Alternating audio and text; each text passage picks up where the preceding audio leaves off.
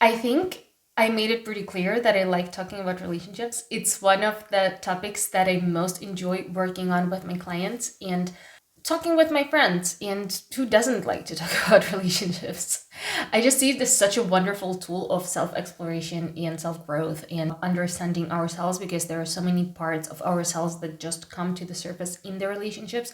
So I think it's not only very interesting, but also very useful to talk about them. So today is the day that I want to talk, and I'm gonna talk about my theory of the toxic relationship of your life. Okay, here I want to make a disclaimer. Toxic is a word that has been used and abused in social media in the last years. I don't particularly like the word, but I know that I use it a lot and everyone uses it a lot, but also a lot of people use it like to blame other people on things that didn't go well and to kind of ditch the responsibility on the other person for something that didn't go as they maybe wanted to. So I want to say that no person is toxic altogether. There are toxic behaviors and there are toxic relationships. So it's just a connection between two people, which is not healthy, and that usually happens from some unhealed parts of both people that come together and form the toxic relationship. So neither of the people is toxic in itself. There are toxic behavior and toxic relationships, but there is no toxic people. So let's just put it out there. The theory. I really invented it myself, so it's a little bit far-fetched. Like, I'm not serious. It's not like a scientific theory that I'm gonna start promoting in the scientific community, but it's just my theory that I made based on my own life experiences and different life experiences of people around me that I worked with, or my friends, or just people that I know. The theory is that you will have the toxic relationship of your life that is gonna change your life, and that is gonna be the one before the good relationship, like the healthy relationship that we are actually looking for. There are, of course, exceptions. So first of all, maybe you are lucky enough to have met your partner at 15 years old and still be with them and your relationship is super healthy and so on. This also happens. Also, you can have multiple toxic relationships and it doesn't automatically mean that your next one is going to be good. So the prerequisite for the toxic relationship being the last toxic relationship of your life is that it's toxic enough and you have suffered enough to be absolutely fed up with this dynamics and want to actually change something. So the change starts when the desire of I cannot take this anymore, I don't want to stay the same, I want to change something, is stronger than the pain of the change, because change is painful and we don't want to just change our lives just because. And you actually learn from the toxic relationship and you take time to process why that happened and heal the parts of yourself that made it happen. And then it will not happen anymore because you have resolved the problem basically inside of yourself. First of all, I want to give you 5 different signs of a toxic relationship that I think are indicative of one. First of all, you feel anxious all of the time. Like, you feel anxious with the person before meeting them, after meeting them. You're always like on this like stress hormones, and you feel and think about this person and you become anxious and you're worried all the time, like preoccupied. And you're never at peace. Like, this relationship never brings you peace. There is a lot of emotion. There may be very many emotional like ups and downs, but you're never at peace. I'm describing maybe more the kind of anxiously attached side of the relationship. Maybe people who are more tending towards avoidant attachment experience it differently. Maybe they can feel suffocating. I think they also still feel quite a lot of anxiety around this kind of relationships, because it's kind of like you want to be with this person, but there is a lot of unclarity and there is just kind of lack of understanding and communication and so on. So you feel anxious. I feel even as avoidant attached person. Yeah, the second parameter is feeling less than. So you never feel good enough in this kind of relationship. Like, you don't feel pretty enough, interesting enough. You always feel like you need to prove your worth to the other person and then they will love you right, kind of. So you never feel accepted, and the root of that is that actually you don't accept yourself deep inside. You might feel like you do, but if you choose to be part of a relationship like that, that means that there is at least one part of you which is pretty strong, but probably pretty deep in the shadow, that makes you participate in relationship where you're treated like that, because people treat us how we show them that we want to be treated. The third parameter, either you feel like you need to change yourself, and only when you change yourself, the dynamic is going to start working right, or that the other person needs to change and you need to help them change, or maybe both. So basically, you always feel like happiness is just around the corner and there is just like one last thing that you need to change, and then it's like a puzzle that you need to solve, and this one last thing will kind of shift and then everything is gonna be like happily ever after. But then you realize that it's kind of like this donkey that is following the carrot, and you will never ever actually reach that, because it's always something with this kind of relationship. Like, there is never gonna be the right time, the right space, the right moment. Like, it's just always something that needs to be changed, and no matter how much you change, like, it doesn't work, and it might cause feelings of like anxiety, fear, and it tends to consume like a lot of your mental energy. And this takes me to the point number 4, actually, which is hyper importance. So you give this relationship such importance that it kind of starts affecting the rest of your areas of your life, like your work, your relationships with your friends. Maybe you start like eating worse or sleeping worse because you're just always thinking about the relationship and how to make it worse. And maybe you feel like if you don't make it work, you're gonna die, like in more extreme cases, or like if this person leaves you, then like your life is gonna be over, you're never gonna feel like this again. There is a lot of emotions involved, and usually there is a lot of like ups and downs, and we get addicted to this like emotional roller coaster. And also a lot of the books, literature, like all of the popular culture basically teaches us these toxic models of relationships. And so it's like really attractive and tasty, because this is what we are like fed all of our lives, and we don't understand that it's like super unhealthy and it's super draining. And only when you get out of it, you realize like, hell, how much of my time and energy have I spent on this BS that I could have been investing in things that are so much more important and could bring so much more results and productive like outcomes in my life, that you just kind of feel mind blown with all the time and energy that you have spent like just down the drain. The 5th sign of a toxic relationship is a lack of understanding between the two of you, if it's a relationship of two. So basically, you cannot speak about absolutely everything. Like, there are things that are kind of implied, and you cannot openly express your feelings and emotions and desires and so on. There might be feeling of like walking on eggshells and stuff like that. And it is also very draining, because you feel like there is some like elephant in the room, something unspoken, and there are topics that you just cannot touch, and you feel anxious because of that as well, and it's super draining like for your energy as well. So basically, there might be more parameters of a toxic relationship, but these 5, I would say, are the most telltale signs of one. So if you are in a toxic relationship like this, and you have identified that you are in a toxic relationship, and now you're like, okay, what do I do now? Well, usually 99.999% of the time, I would say just leave, don't waste your time.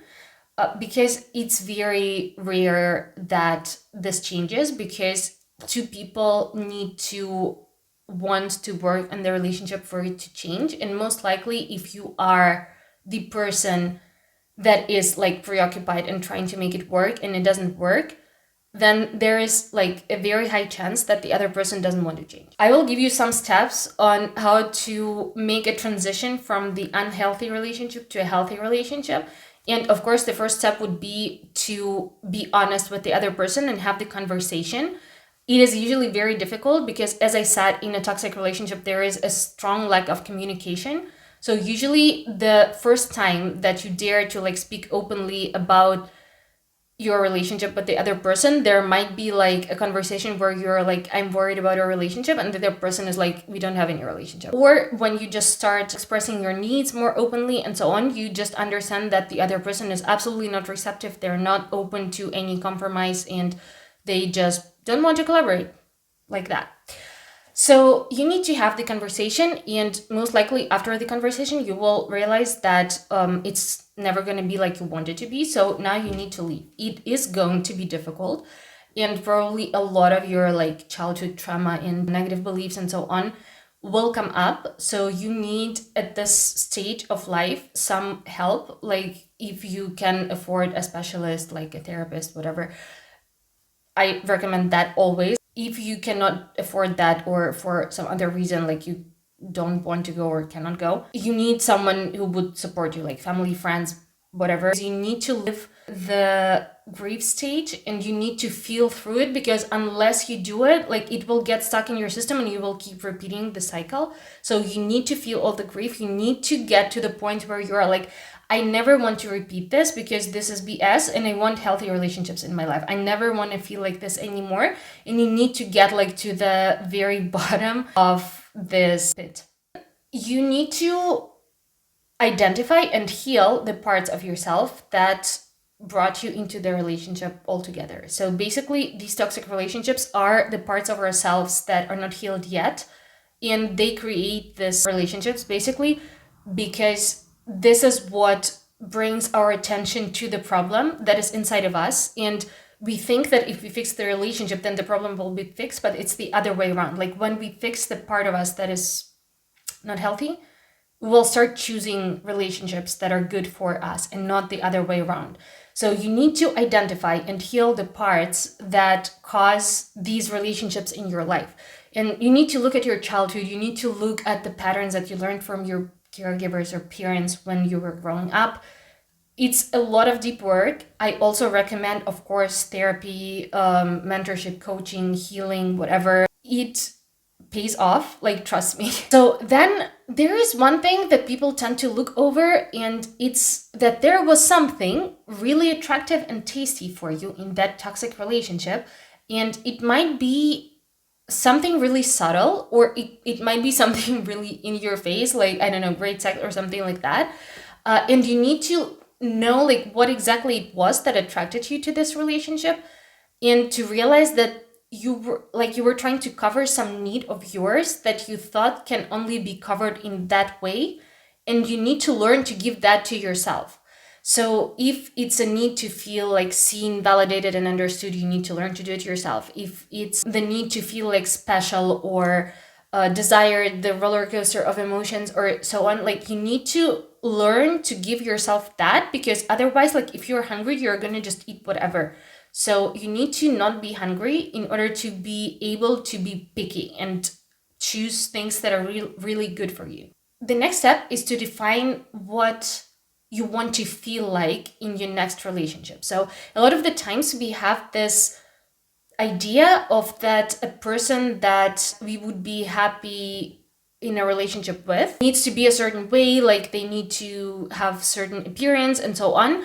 But this is like our small minds thinking, because we never know. Like if you think, oh, he needs to have this hair color, this eye color, like this kind of car, this kind of jacket, this is like an image that you have inside your head because this is what you have already seen. But maybe if you come from a history of toxic relationship, you are not used to seeing other things, so your mind might not be the best person to listen to in this situation. So you need to be able to know how you're gonna feel in the relationship that you want to be in next. And you need to learn to start feeling like this already, because then you will create like a neurological pathway that will bring you from where you are right now to the relationship that you want, like a healthy one. And you need to practice it over and over and over and over again, like until you internalize it and you just feel like this most of the time anyway. And then you need to be open, because a lot of the times I see that people that have been through traumatic relationships decide to just pass on all relationships altogether.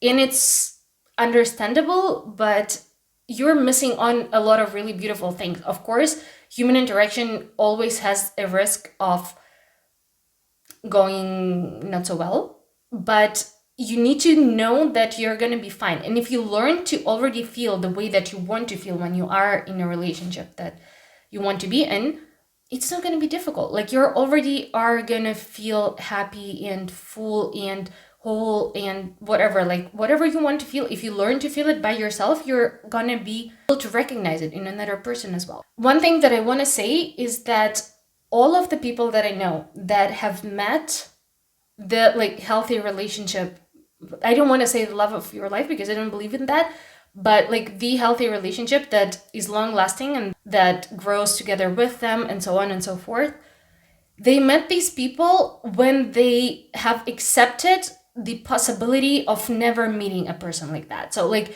when you honestly think about being without a relationship for the rest of your life, just with yourself, and you feel absolutely fine with that, and you feel that you are able to be happy and you're still going to have a life that is fulfilling and nice and wonderful, that's the point. And also, I think that most of the people that I know have met their people when they were not really looking. Like, they were open, but they were not needy. So this is also like one of the steps that I would suggest. Like, feel open for a new relationship, but don't feel needy. Like, you need to send out signals that you're like available, but it's not like, oh, if I don't find like a partner within a year or a month, I'm gonna die. Like, this is, again, like, if you're this hungry, you're just gonna eat whatever and it's not gonna work out. So now, the most interesting part, how do you recognize a relationship that is actually healthy? First of all, for me, this was like the most important thing, and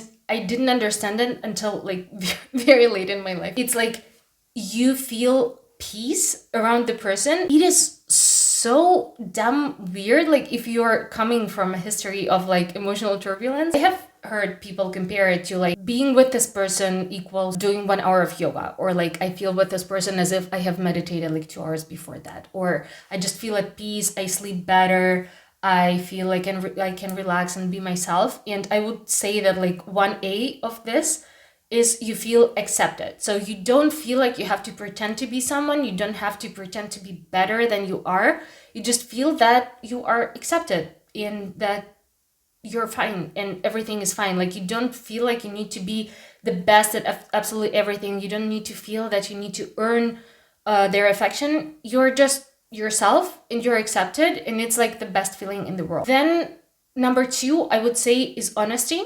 So it's very important that you can talk about everything. You need to be able to talk about even difficult things. And also, it's very important that you feel that even if there are misunderstandings, that they can be worked out, and that the other person doesn't take it personally if you don't like a certain behavior or a certain thing, or if there is like a certain misunderstanding.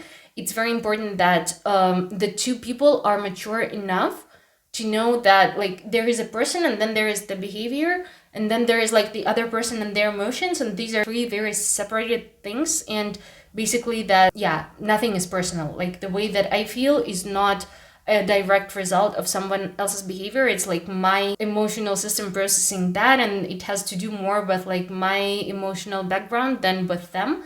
And if the 2 people understand that, then the communication is going to be super fluid and super open, and there is going to be a lot of honesty and trust.